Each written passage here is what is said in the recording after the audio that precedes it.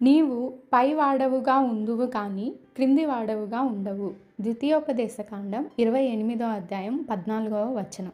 అవిధేయత అధమ స్థితిలోనికి, విధేయత ఉన్నతమైన స్థితిలోనికి నిన్ను తీసుకువెళ్తుంది. అనగా దేవుని మాటకు లోబడి ఆయన చిత్తానుసారంగా జీవించు వారిని దేవుడు పైవారిగా ఉంచుతాడు.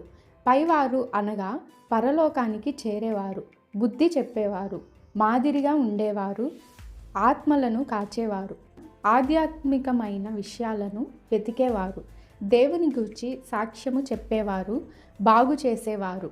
నా ప్రియ నేస్తమా, క్రిందివారు అనగా భూ సంబంధమైన విషయాలు, అనగా డబ్బు, ఆస్తి, ప్రతిష్ట, పేరు ప్రఖ్యాతలు, శరీరాశల మీదే వారి మనస్సు ఉంచి చివరికి నాశనానికి వెళ్ళిపోయేవారు.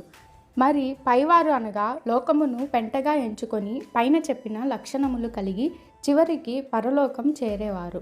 నేడు ఈ మాటలు వింటున్న నీవు పైవాడవుగా అనగా పరలోకం చేరేవాడిలా ఉండాలంటే ఆయనను మాత్రమే నీవు దేవునిగా కలిగి ఉండి ప్రేమతో, గౌరవముతో ఆయన మాటకు విధేయత చూపాలి.